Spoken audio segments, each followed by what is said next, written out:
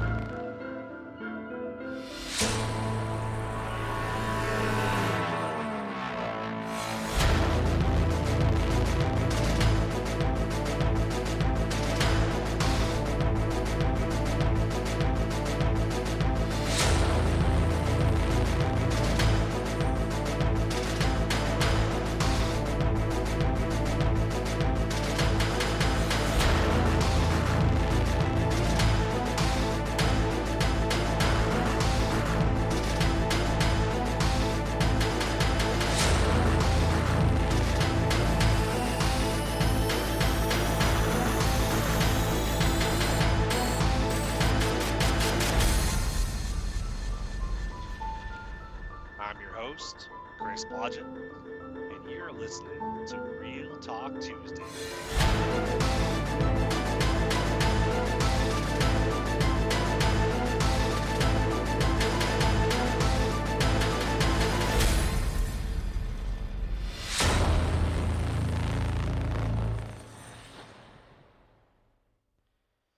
Today's topic is going to be We're All a Little Broken, a mental health segment. This is episode 116.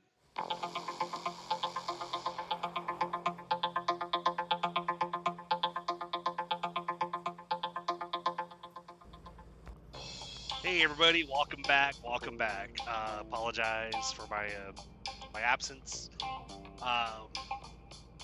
The inspiration for tonight's topic, and kind of the reason why I've had some absences. I've had some delays with getting the Storytime Friday episodes, or the stories for the Storytime Friday episodes written and recorded, is mainly because of just, like I said, we are all a little broken and tired. Try to speak clearly. When you're tired, especially for my fellow truckers out there, sometimes it's like you know what you want to say, but then you go to say it and you feel like you struggle to put the words together. So it's like, wow, okay, all right, here we go. So, coming to work tonight, I got to bed at 11 o'clock yesterday morning. Set my alarm for 6:30. Figured, all right, that's 7 hours, should be good. Whatever. 6:30. I think. I'm not sure if I said 7:30 or 6:30. Set my alarm for 6:30. Figured 7 hours, and then literally I had one of those disorienting moments. Sometimes you gotta speak a little slower to try to actually get the word out. But had one of those disorienting moments where my alarm went off at 6:30, and when I went to bed, it was daylight. Obviously, it's 6:30, because we're winter time now, or we're coming up on it. It was dark by the time my alarm went off, and for whatever reason, I don't know why my mind went where it did, but my alarm went off at 6:30, and of course it's dark in the room. And we have somewhat, we kind of have what we call blackout curtains, but they don't really black out the room. So when it's daylight, there's daylight coming through the edges of the curtain, and the room it's not bright, but it's somewhat lit up, kind of like a faintly lit up, dark enough that you can technically sleep, but it's not as dark as I would like. But so for whatever reason, when my when my alarm went off at 6:30, I rolled over and I hit, of course, I hit, shut it off or whatever on my phone. And I looked at the time and I'm thinking, why did I have my alarm set for 6:30 in the morning? Because you figure 6:30 in the morning. Well, it's because we're fall back or whatever. So 6:30 right now, it actually is getting light, and usually it's getting daylight about that time, but pretty soon when we do the spring forward again, it'll get light later, so it'd be light later in the night. But 6:30, when my alarm went off, my first thought was AM. I didn't think PM. But I just come out of like a very, very deep, I had a very, very in-depth, very realistic dream that I thought was real. So it was like, alarm went off, snapped me out of it, I shut my alarm off, and I'm immediately looking around in the dark, thinking, why did I have my alarm set for 6:30 in the morning? Like, I never get up this early, like, I'm a night person, what the fuck? And then I'm like, oh, wait, it's nighttime, okay. Without really trying to, I ended up falling back asleep. And next thing I realized, my wife's in the room. She turned one of the lights on, changing a shirt or something. And I look at the time because I had realized I'd seen that I had a text from my boss saying, "Come, meet at the hub by 9 o'clock. You're gonna be doing a Knox Kodak." I'm like, okay. And when my wife came in the room I ended up waking up, I looked at the time. I was like, "Oh fuck, it's 8:30." I was like, "Oh shit." So I got up, and she of course did what she had to do. Went downstairs. I got up and went to hit the bathroom and started getting ready, and thinking, "Oh crap, I gotta get ready to go." Came downstairs, threw on my reflective hoodie because it is cooling down at night now. It's like warm during the day, but it gets down to like upper 40s, lower 50s at night. So not cold enough yet for heat, because our apartment doesn't, like, if it stayed at like 50 degrees for a long time, then I think then it would actually probably cool down in our apartment. But when it goes from like 80 degrees down to 50 degrees at night, back to 80, it doesn't cool down in our apartment. If anything, it actually will still get warmer in there if we don't put the air on. But if it gets like mid 40s and below, then it starts to cool down in our apartment overnight. So 45 degrees and below, I usually am throwing on the heat, because otherwise it is going to cool down in the apartment. So I came downstairs, got my reflective hoodie, came in the kitchen to give my wife a hug and a kiss or whatever, and of course she was in the kitchen cooking dinner. Like, dinner was almost ready at that point, which kind of sucked, because it was like she was making these big ass pork chops and baked potatoes, and of course I couldn't stay, so I was giving her a hug. She was, "What, you gotta leave now?" I was like, "Yeah, I gotta be there. I technically have to be there in like 10 minutes." She goes, I'm like, "So please put a plate in the microwave for me." She's like, "Yeah, I will." All right, thank you. So I pretty much figured out.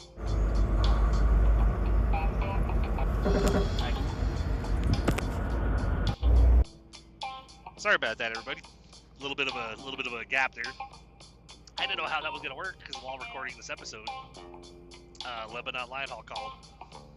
I was like, how's it work? Still using the same headset, so I was able to technically pause the recording, answer the call, then I came back in here, and I'm like, cool, it picked up where it left off. That's awesome.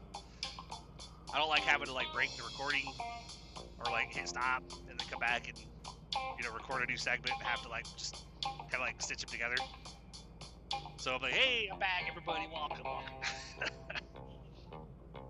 But yeah, it sounds like, because I'm on my way I've got a Knox Kodak combo load right now, which normally I would drop the rear trailer and then pick up an empty, and then get the next one, drop the front trailer, set up an empty in front, and come back with 2 empties. But tonight I'm gonna have to do a little bit more complicated, because it's my front trailer that I'm dropping first. That's the one in Kodak. That's the heavier one. It's like 14,000 pounds versus the other one's like 5,000.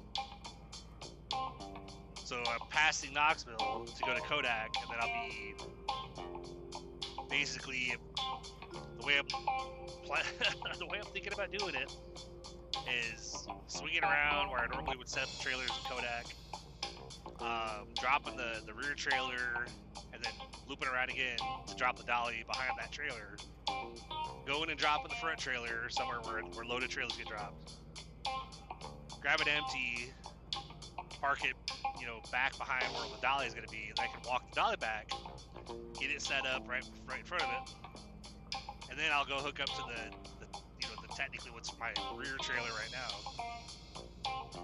and back that up, hook the dolly up to it, and back it under. It's a little bit complicated, but it's one of those where, like, you know, I'm like, all right, I know how I'm gonna do this. A little bit more time than what I want to do, but then that means that when I get to Knoxville, literally I'm dropping the rear trailer and the dolly right in front of it, leaving those next to each other. Go drop the loaded trailer, go pick up another, go grab another empty, get everything hooked up, and then I'm picking up.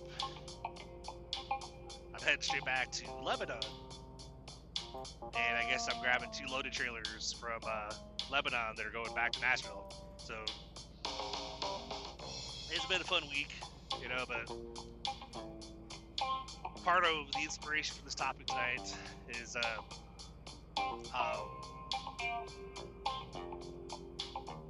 I'm even trying to think of how to word it.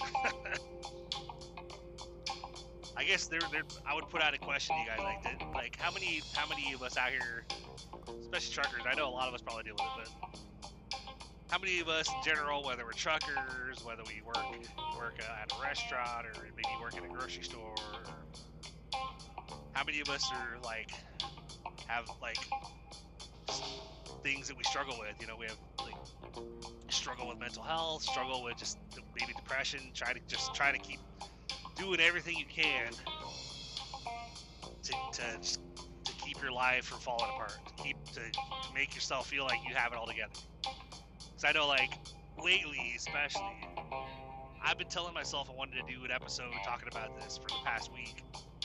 You know, because like when I had last week where I didn't have any episodes posted, so I apologize again about that. And I am trying to get back in the group to try to start getting the story time Friday episodes, you know, going again. I literally have not managed to like motivate myself to get back in the computer and continue writing. I know I'm gonna, but it's been a struggle. You know, just got a lot going on mentally and things that I'm struggling with. For instance, you know, just like one of the big packages that I carry is something I think I mentioned to you guys a while back. Something that happened between my other half and technically her best friend. Happened years back, but I didn't find out about it probably until like 3 years back, like 3 or 4 years ago. And when I found out, it was something that literally most people would get divorced over. And it's something that technically, when I look back and I go, technically, it's one of those things where like, I know people work things out sometimes. Like if they have, you know, marital issues, like somebody, for instance, cheats or whatever, they'll have, you know, a lot of people will basically say, "Fuck you, I'm done. You cheated on me, or you did this, or you did that. You broke my trust, you stabbed me in the heart, whatever." And I believe it. I'm done. I believe that to my core when it comes to when you're in a relationship. If one person strays and does something with someone else they shouldn't, in my opinion, the relationship's over. Like if you get to that point where you're gonna do something with someone else because either you're unhappy or whatever excuse you're gonna make, you could be, oh, we just drifted, we just weren't as close, and like I needed somebody and you weren't there. I don't know. But when you get to that point, the relationship's gone. Like it's broken. There's no fixing it. But when it happened with me, and this is why I'm trying to be as like I'm trying to be like as vague as possible, because I'm not gonna say names. I'm not gonna say specific details as to what happened. I'm just gonna say something happened, and it was while I was on the road, and it was literally right after we moved down to Tennessee to be close to this friend that she did this with. It was rough. Like I always had suspicions. There was always that, you know, you guys are way too close. You guys are hanging out way too much all over the road. Blah blah blah. But you know. So years later, I happened to come across emails on her family computer and found out what happened. Because of the way things are being worded, I was like, at that point, I knew something happened, and I confronted her. And I was like, what happened? Like what'd you do? Like, what happened? Because I know something happened between you. And why did this? Like, at the time, I'd been, you know, was enjoying my drinks at night on my days off, and I was about ready to go to bed.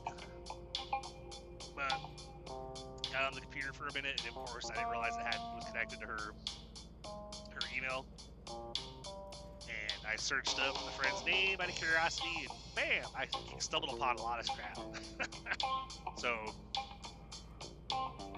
but my gut instinct at the time was to basically like leave. But then I thought, yeah, but I like my job. Well, not, I mean, who likes their job? But, you know, I'm pretty okay with my job. At the time, you know, it was a pretty decent job. I was making decent money. And I was like, plus if I leave, like, I'm going to have to fully start over. Like, I don't know where I could go here and still work where I'm at. I'd probably have to leave the state, probably go move in with my parents, or just move somewhere else. I thought, well, I have, at the time, my wife and my oldest were working. They just left for work. They went to work at like 5 in the morning, and so they weren't even in the house, in the apartment at the time. So my youngest and my grandson were both asleep. So I thought, well, I can't really leave right now because I got the youngest and the grandkid over upstairs asleep. So I don't want to just leave them home alone. I'm weird. I look at our pets, our cats, as fur kiddos. Like, you know, they're literally like small 4-legged furry kids, you know, because we cuddle, you know, hang out, whatever. So it's like I've done it before where I had pets in my house that I was really close with when I was with my ex-wife, and when she and I got divorced, I never saw those animals again. And then of course I happened to come across stuff on Facebook later on that, you know, I'm not gonna lie, I haven't done it in quite a few years, but at one point I did kind of check up to see like if my ex was on Facebook at the time, because me and my wife now, we met a little bit before the time that Facebook actually technically, because literally it shows that I've been friends with my wife since 2008. So it's like, it was slightly before that, you know, but you know, you learn later on life, like down the road, that like animals that you once owned with an ex, they passed away or whatever, like, oh my god, rest in peace, blah blah blah. Like, oh damn, man, oh, well, I'm not surprised, it's been a while. Just like pets that me and my wife had when we first got together that we had to rehome because we moved. It's been quite a few years, and I'm like, yeah, I'm sure Suri and Tegan and these cats that you know, they would poop everywhere. We had to rehome them or get them to surrender them. You know, it's like, it's not something we'd like to do, but look back and go, oh man, that sucks. They're probably gone now. But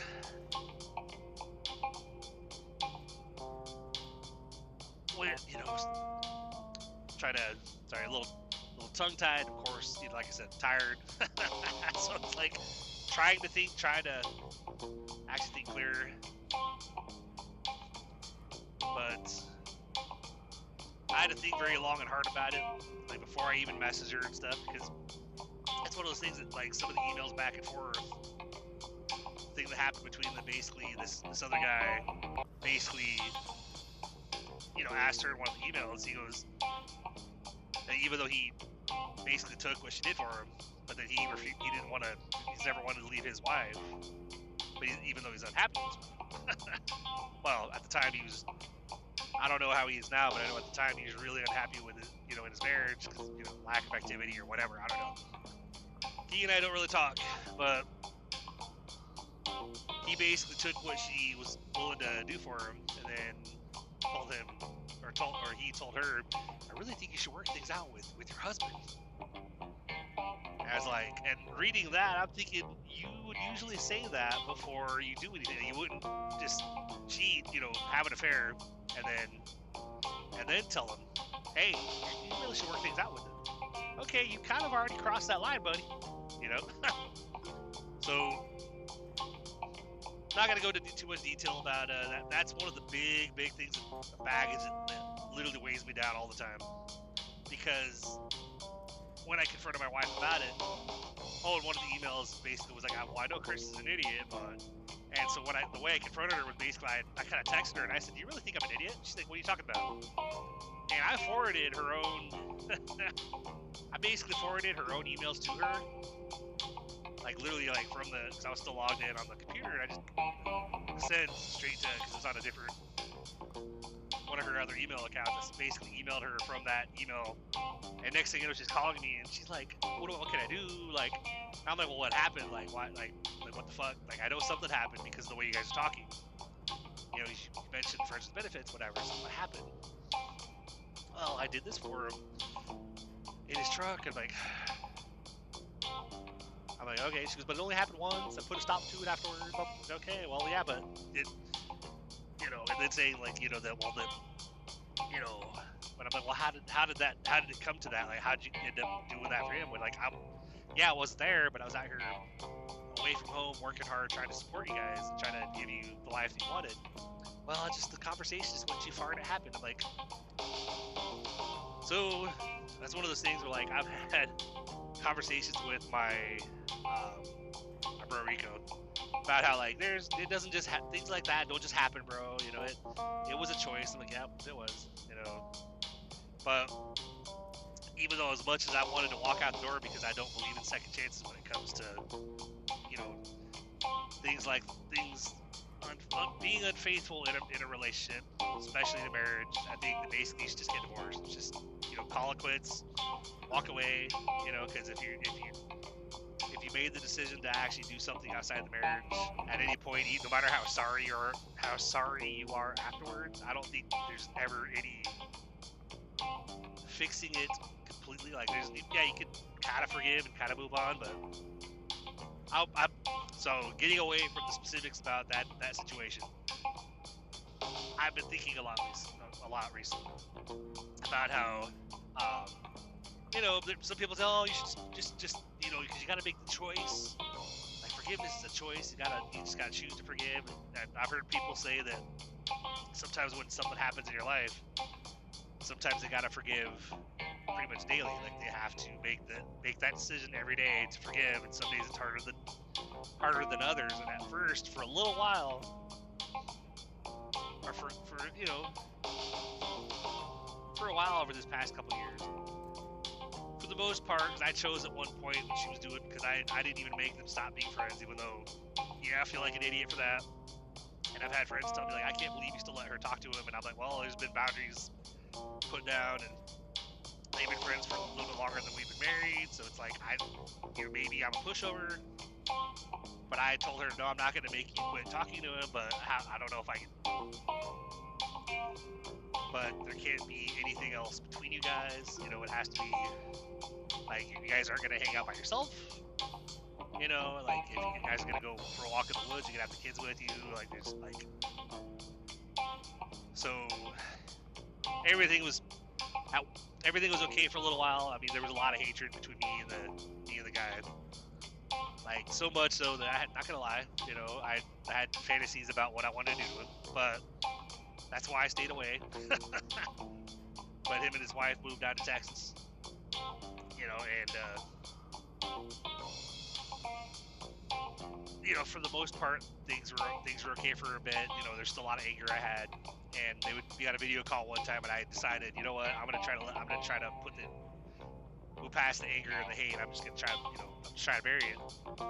Got on video with him behind where she was sitting at the table on video with him, and basically I was like, hey bro, like, I just want you to know, like, if you ever need to talk, we can talk. Like, we're good. Like, I just can't hold on to the anger and hate towards you for what happened anymore. Like, I'd rather just move past it, and, you know, like we could even think of each other as friends if you want to. Like, that was me trying to move on and be like, all right, let's, you know what the way I look at that is like, you know what they say, keep your friends close, but keep your enemies closer.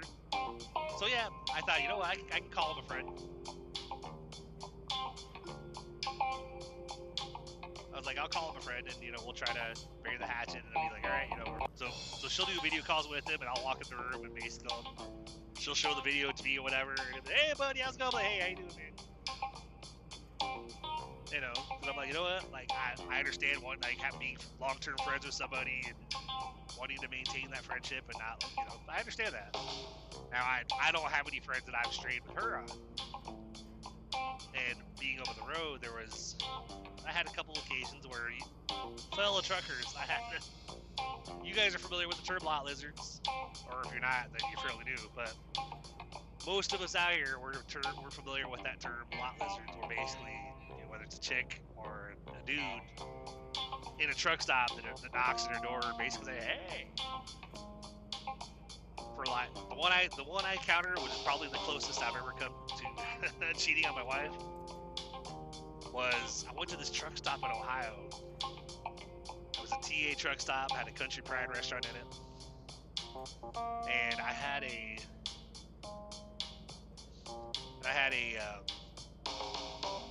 young lady, tight blue jeans, really tight blue jeans, and a very, very low cut top, blonde hair, really attractive, like really. I mean, the guy I would even call her hot. You know, like, holy crap, she was hot. I don't know if I could really peg how old she was.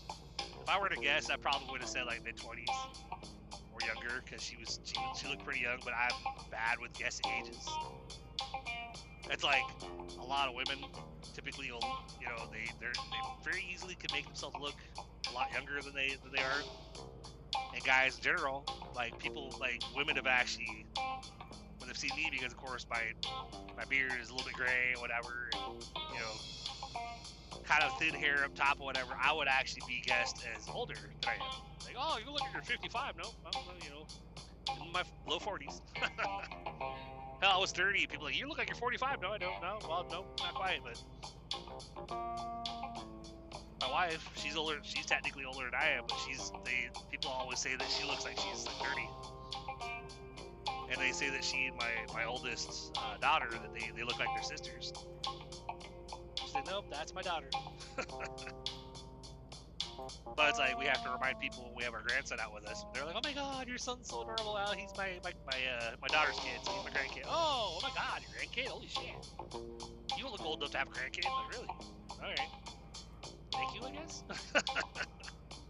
But so this lady, this young chick approached me. You know, young. No, I don't mean any offense by calling her a chick. It's just, you know, young woman approaches my truck when I pull into this truck stop, because I knew it was going to be going to a customer that was like 5 miles away, and it was one of those where they were going to get me loaded really late, so and you could park there, like they have a little bobtail section. You drop your trailer, where they tell you to drop your trailer, and then you go and park at the bobtail section, and then you basically like, late at night they'll get your load ready. And you know, they basically will, you know, there's a little area where you can park with the trailer, so you set yourself up at like,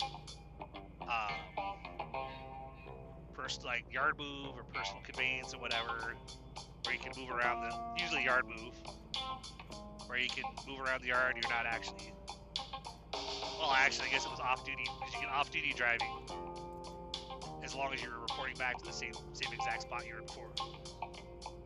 So I was parked with a customer and had to then grab a trailer.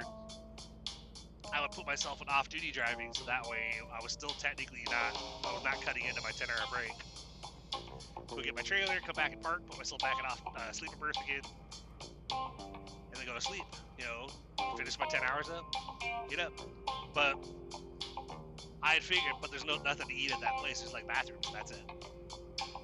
So I was like, you know what? I'm gonna pull off at this Country Pride. I'm gonna get a shower. I'm gonna, you know, eat at the restaurant. Eat what they call the long haul breakfast. It's been a while, but if I can remember correctly, you get 3 eggs, like a biscuit, gravy, hash browns. I believe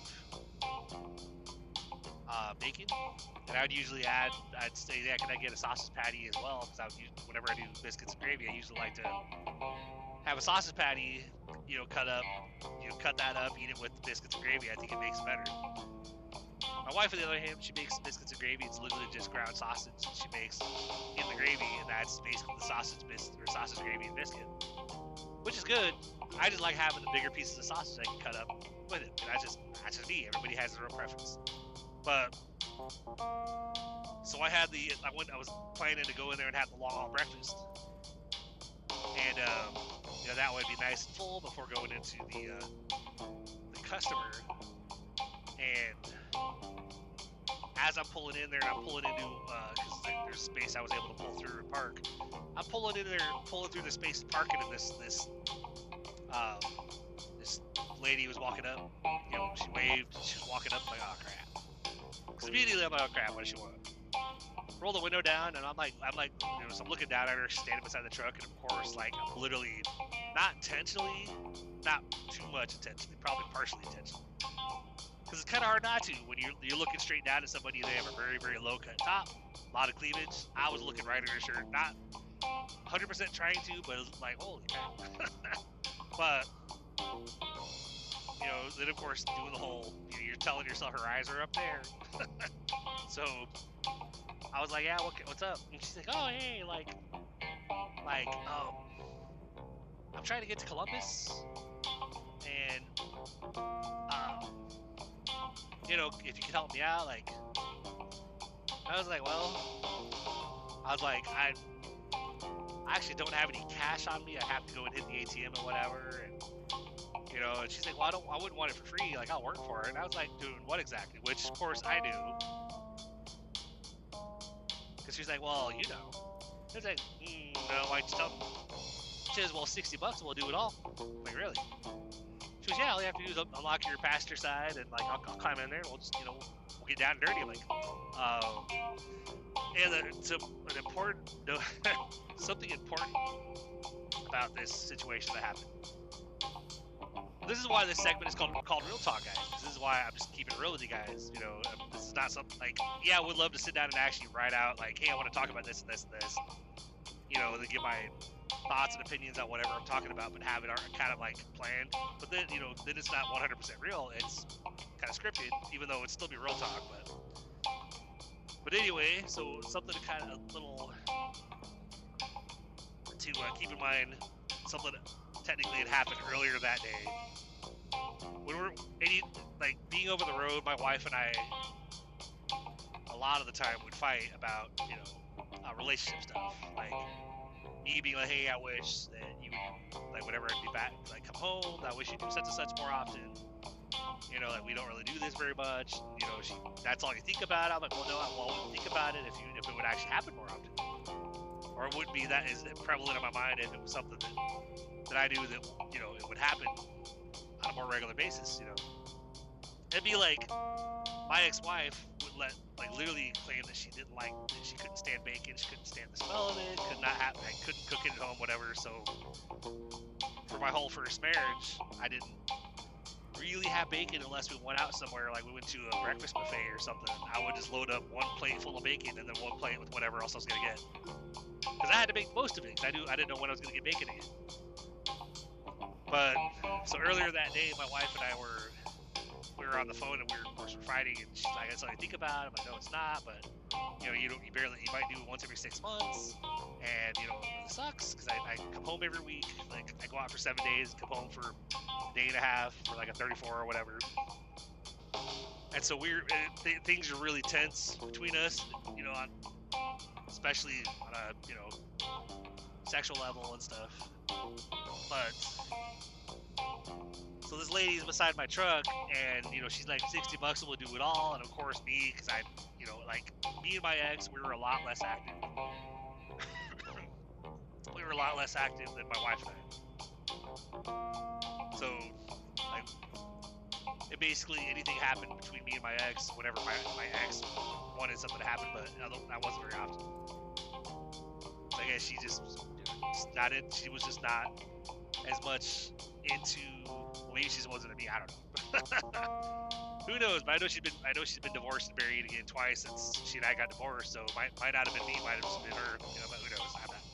I don't know. You know, I don't even know if she's been married again since because I knew the guy she got married to the second time. He's a family friend that was always present there, and I wasn't surprised to hear that they got married. But then I heard through the grapevine that, you know, she's married to someone else, and holy crap. So, this lady's beside my truck telling me $60 and we'll do it all, and me trying to, because that's why I've quite literally, like, my wife has been through a couple different, wedding rings because she's a chef, so like she's had rings that basically have got lost or whatever. She took them off, and then somehow they got lost or whatever. So she's gone through a couple of different wedding rings. Me, I've had the same wedding ring since we got married. I had actually, you know, at some point I'm gonna have to cut mine off. You know, cut my ring off to then have it resized because I couldn't get it off my hand if I wanted to right now because, you know, of course, I'm a bigger guy since we got married. But as long as it's not cutting off circulation of my finger and making me have to lose my finger, I guess I'm okay right now. But I raised up my left hand and basically said, well, that sounds great. Not gonna lie, I would love to do that. But I raised my left hand up to show her the wedding ring. She goes, oh, okay. Oh, you're a good man. You're a good husband. I was like, I try my best. I was like, don't get me wrong. Like, I had a fight with my wife earlier, like, really tense. I would love to take you up on that, but I just, you know, I'm just not sure. It's one of those where, like, so tense that I couldn't say no. And I was worried about it because of the fact that I really, really, really wanted to.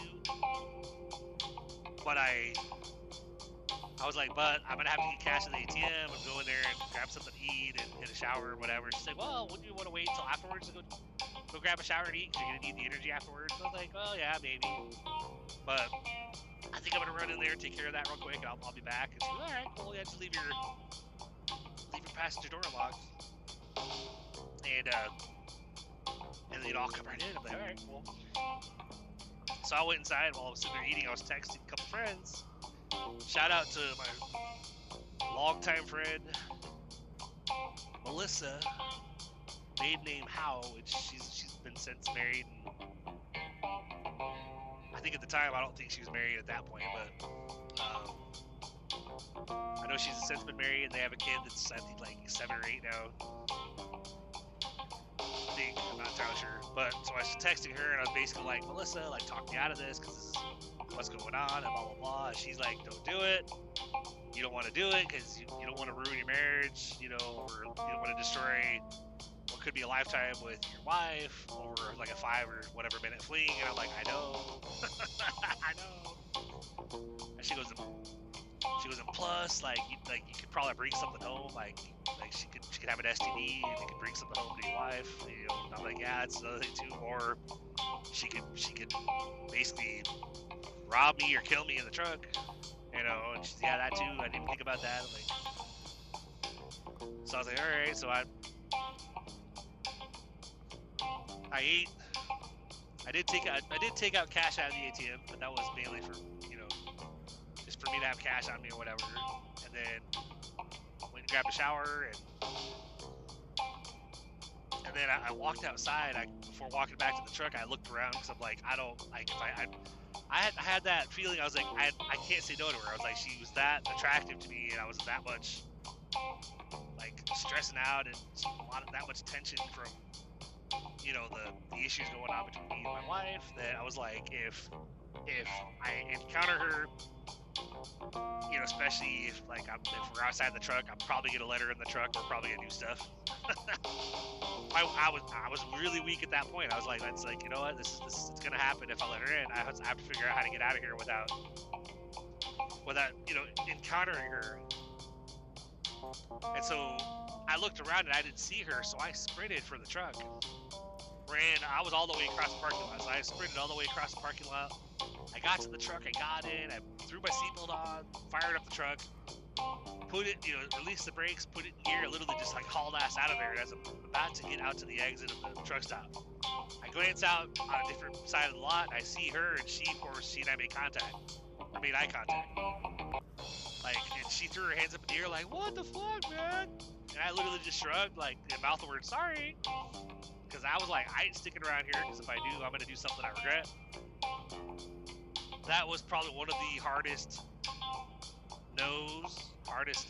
you know, answer of no that I've ever had to give in that way, which I didn't even tell her no. I just ran away, you know, because I was like, look, I'm married, I can't do this. So I've had other occasions like that, but that was the closest I've ever come. But like so I've never fully wanted to cheat with my current wife, but like with my ex, things were so sporadic that there were a lot of times that, I'm not gonna lie, I actually wanted to cheat, I just never made the decision to. Like, I was like, oh my god, it'd be so easy, it'd be so nice to go find somebody that wouldn't care that I'm married, that just wants to, you know, have a little friends with benefits situation, you know. But again, because I was committed, I was married, I was like, nope, we're not, you know, not doing it. Hell, I was surprised when my ex and I got divorced, because she and I always swore up and down that we didn't believe in divorce. That no matter what, we're gonna work it out. We're gonna, like, we'd go to counseling, we do whatever, but you're not getting rid of me, whatever.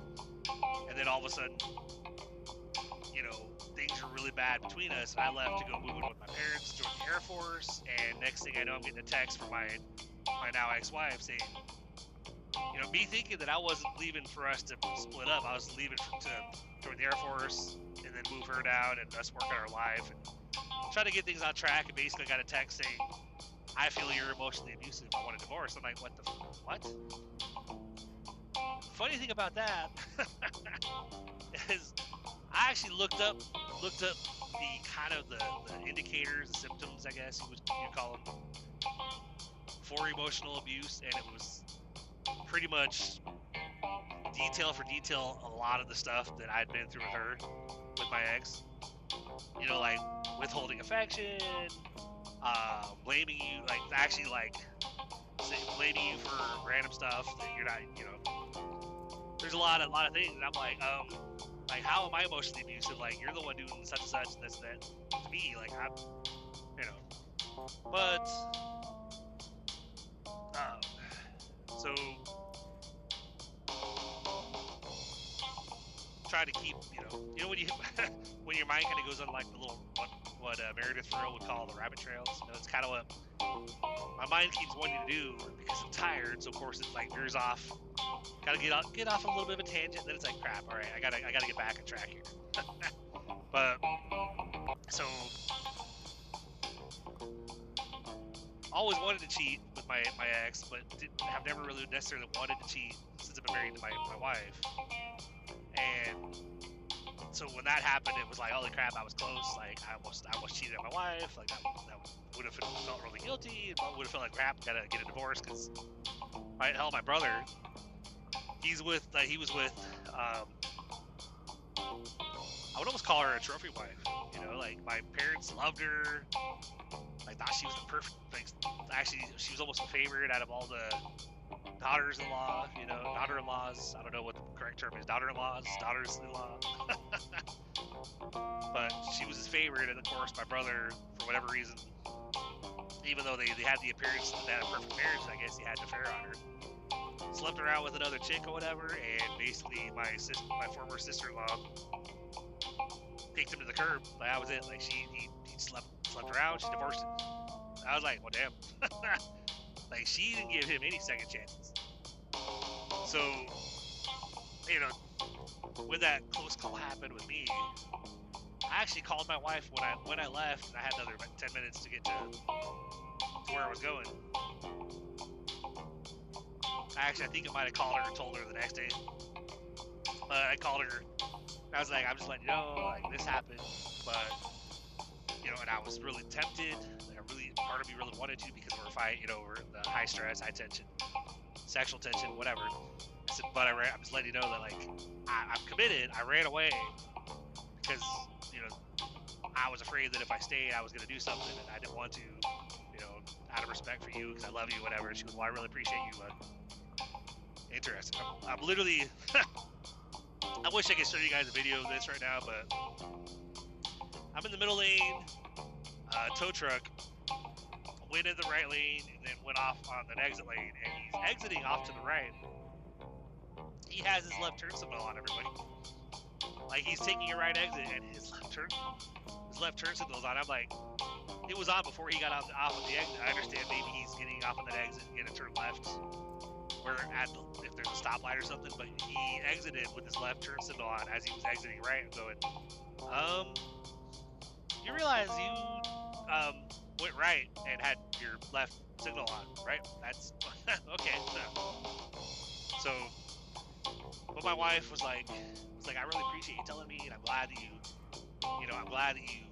ran away. I really appreciate that. Okay, you know, well, but then of course we had a fight about it. Like, a couple days later, she's like, well, like, it really bugged me, like, you were tempted and stuff. I was like, well, love, like, we're having a fight about freaking sexual acts or whatever, and, you know, things that we aren't really doing very much right now. So yeah, I was tempted. Like, I'm a guy. I'm, like, obviously, like, you know, we have things that we want, we need, and if it's not happening, we're obviously, if there's a possibility of us getting it somewhere else, even if we're married, we might be tempted, but I chose not to do it, you know, so she's mad at me about that.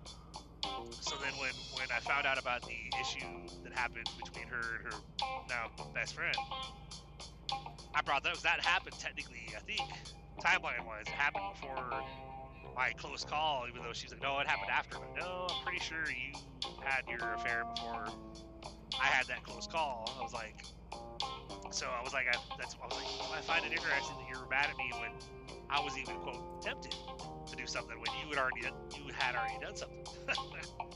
But to get back to the topic at hand, that right there is a huge part of a baggage for me, because she's like, what do we do? Like, what can I do? Blah, blah, blah. Well, we need to do such and such more often, and we need to be more active, and we need to make more of an attempt in our relationship. Date nights, and, you know, not going long periods of time, and blah, blah, blah. And so, you know, and then, of course, me trying to bury the hatchet with the guy, you know, because I know she wants him in her life as a friend, blah, blah, blah, but he has no intention of leaving his life, so it's like, that's huge, heavy baggage for me. That's something that's probably, like, the two main reasons that I enjoy my drinks as much as I do on my weekends. One, because of all the stress and BS I deal with out here on the job.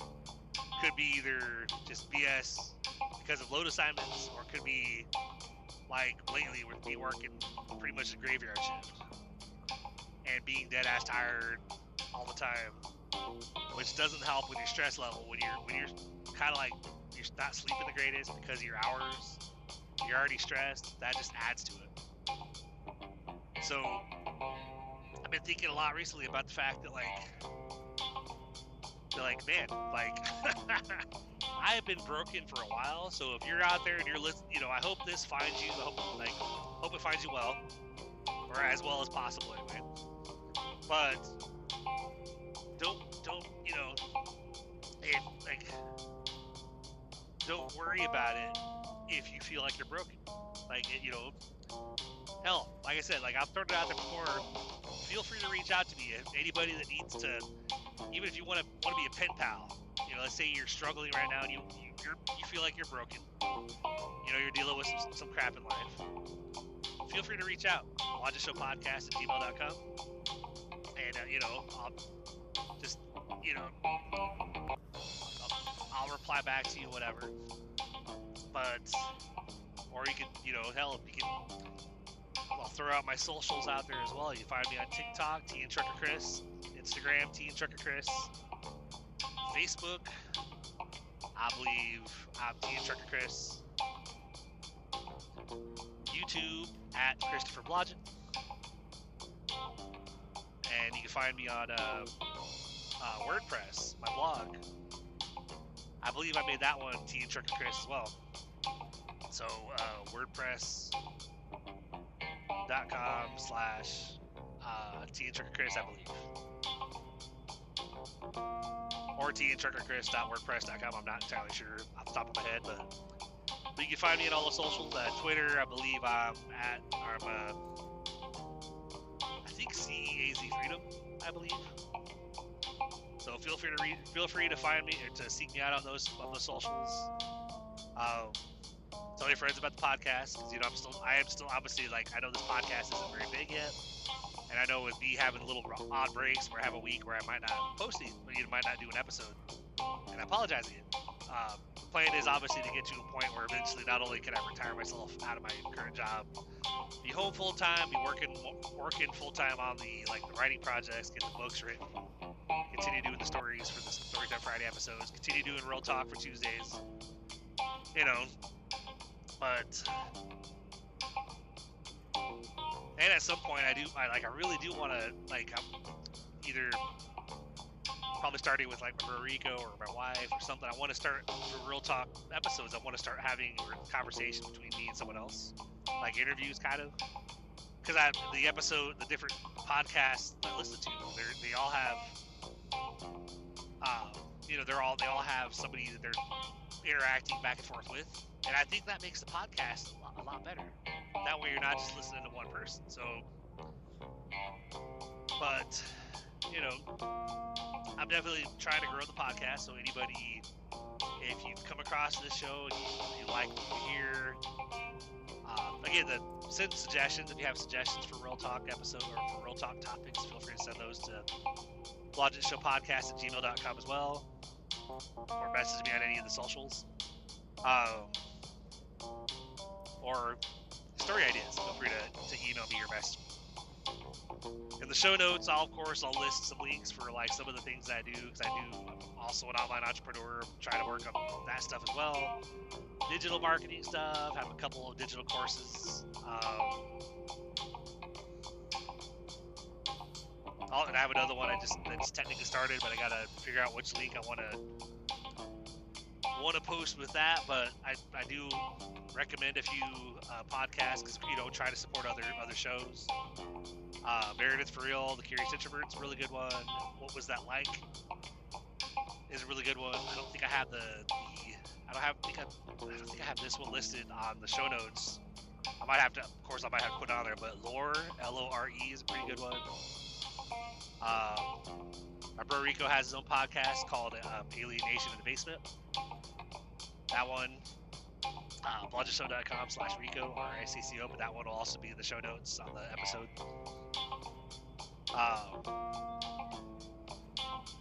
Basically, you know, I do what I call Legacy Builder, which is it's kind of a course that you become part of a community, and it's like video training, step-by-step guidance. It's blogitshowpodcast.com/freedom. I'll take you to my page, or put your email in there, and I'll reply back to my email with any questions you have. But anyway, guys, the point of this episode is just to put it out there that, like, if you feel like you're dealing with a lot, if you feel like you're struggling, I'm right there with you. You know, there's days out here where literally, like when I came out to start hooking up, I was hooking things up, and of course I'm thinking about stuff. And not gonna lie, like, that's why, like, I really don't get emotional and cry when I'm with anybody. Like, you know, when I'm with other people, I try to put on the face, like, you smile. Like, I would almost look at myself kind of like Robin Williams, one of my favorite actors of all time. You know, and it was always his mission, from what I gathered, that his mission was always to make other people smile and laugh. I try to be upbeat. I usually try to find the humor and stuff. I had a friend at one point that I referred to as D in the earlier episodes, like way back at the beginning, that when she and I had a falling out, she got pissed at me because I was always trying to laugh and try to joke and try to come up with, you know, she's like, "Why, like, man, you never take anything seriously, like, you're always laughing and joking, like, oh my god, what the fuck?" And I'm like, what? I'd rather laugh than cry. Like, you know, if I don't try to find the good and the positive and the humor in things, then I'm just gonna be sitting around depressed and wanting to cry all the time. But unfortunately, no matter, sometimes in life, like, especially depending on how heavy the different things that you have, the different kinds of baggage you have in your life that are weighing you down, sometimes it doesn't matter how positive you are, how much you smile, you know, how much you tell yourself it'll get better, things will get easier, you're going to achieve the things you're after, you'll be happy someday. You know, sometimes it doesn't matter how much you tell yourself that. You're still, like, if these things are, like, sometimes those things that are weighing you down are so heavy that you just feel like you're never going to get out from underneath them.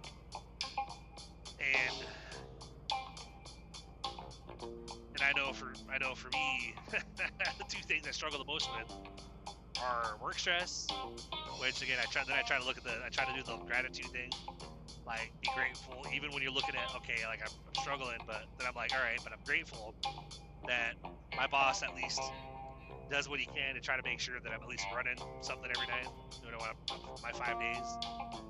So I'm grateful for that. I'm grateful that I have money coming in. You know, I have a fairly consistent income. Working on the improving my disability with the VA. So that I'm grateful for that, because when that gets fully becomes fully effective or fully in effect, that monthly check will be a lot better, so that'll technically cover rent, and that'll be a lot less stress on us because rent is one of our bigger bills. So I'm grateful for that. So, but so stress about income and work, and also like the issue that happened between my wife and her friend. I've been thinking about it recently about how, like, yeah, at one point I would have said that I thought I forgave both of them. But little things have happened since, like, it's one of those where if you're told, oh, it's nothing, we're just joking. Walk in the room and, like, you hear a conversation going on. My wife might have had headphones on, and, I overheard something to the extent of, like, oh, pumping, huh? Oh, so I should bend over. She's in there cooking. She's a big, a chef, like a pastry chef. So she's in there cooking or whatever in the kitchen, had headphones on, video chatting with him. And then of course I came in the room like that didn't sound like a very appropriate conversation. And of course he got off the phone pretty quick. She's like, oh, he was talking about he had to go pump gas. That was about. And I'm like, yeah, but what about the bending over part? She goes, oh, we're just totally just joking around. It wasn't anything serious. I'm like, love, like, what the history that we have, the stuff that happened. It's not appropriate to even insinuate anything like that. So, like, later on that night when, like, I'm getting ready to go to work, she's like, I can tell you're in your head. Like, love, there's nothing to worry about. Like, we were just joking. It was nothing serious. I'm like, I hear you, but still, I'm really bothered by it, So, I don't know. But that, like, the fact that I don't believe in second chances when it comes to stuff happening like that in your marriage, and yet here I still am trying to make it work with her and trying to plan for a future, but they're still friends. There's still that thing in the back of my mind, like, is there still a little bit of an undertone, a little bit of a sexual tension in their friendship, even though he's married and basically has made it clear that he has no intention of leaving. And from what I understand, there's been other women in the past that his wife doesn't know about. I think she knows about him and my wife now, but that's because other people kind of spilled the beans on that, so he had to deal with the fallout with that, with realizing that something had happened between my wife and him. But other stuff has happened between him and others that his wife isn't aware of, that my wife keeps pushing, saying you really need to be honest with her and tell her everything, because like, she deserves to know. But so them still, that their friendship is still a very big weight that I carry every day and every week. And it is not an easy weight to carry. I try to put on the smile and be like, hey, how you doing, bro? But back in my mind, I have some dark thoughts. Like, there's things that I don't know if I'd even have the gut to have the willpower to do, to actually pull off certain acts that he would not be too happy about if I did it to him. But again, I always try to be the bigger guy, try to be a good person, and try to make good choices. It's like, that's why, like, I've really never been in trouble for anything for the most part in my entire life, because I've always thought I'd rather just work to end up giving myself and my family a really good life, and not give in to anything dark, and basically getting arrested, go to prison, whatever. Try to basically be the best person I can, But it is, when you deal with certain things where somebody is wronging you in such a way that there might be certain things you'd be well within your rights to actually take revenge on them, but sometimes it's like, is it worth it though? So that's one of the conversations that, like, at some point I would love to have with my wife about, like, look, like, I'm really I don't know if I can ever fully I know I said I forgive, but I don't know if I actually do. I don't know if I don't think I'll ever be able to fully forgive you guys as a whole. And I don't know if I'll ever be able to trust the two of you in general. Like, I trust her by herself, but when it comes to her and him, I don't. So she's always, like, talking about, like, she's pushing for him, like, when are you gonna come back to Nashville and visit us? And I'm like, yeah, but if he comes back, do I have to worry about you guys? even though supposedly she put a stop to it after it happened one time. It's like, yeah, but you know, then you were talking about it through email for years. You know, like, because she was wanting him to talk about it, and he was basically blowing her off, like, look, you need to work things out with your husband. I'm like, yeah, it's kind of late to say that after you've already basically done stuff with my wife. Like, well, I know we had fun, but I was just having fun. You should work things out with him, and she was serious about him. So anyway, guys, you know, it's one of those things that we just need to know. You know, even if there's things, like I say, you've got baggage weighing you down too, you know, it's like, just know that you're not alone. Like, I'm here for you every Tuesday, you know, handing it through email, you know, feel free to send me an email. Check out the website, blogitshow.com, and, you know, click the promotions tab. There's other things on there that I've listed links to and stuff. But on the show notes, I will list the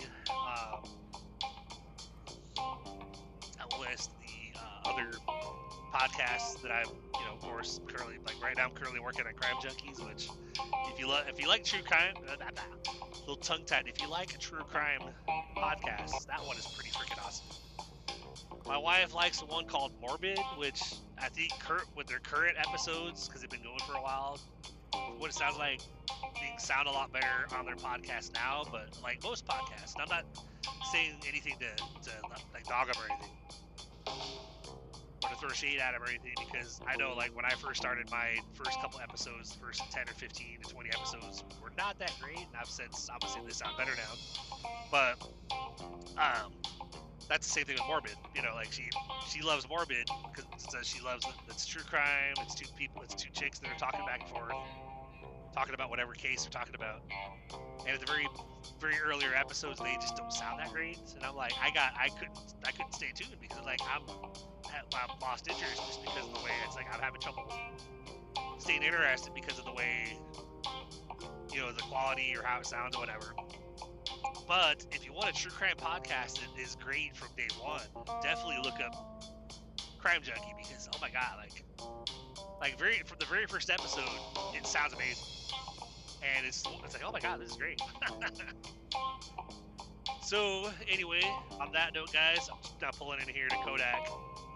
Time to do the complicated swap where I gotta drop the front trailer and then rearrange the dolly behind my back trailer, and then grab an empty to go behind that dolly and get everything all set up. So it'll be fun. But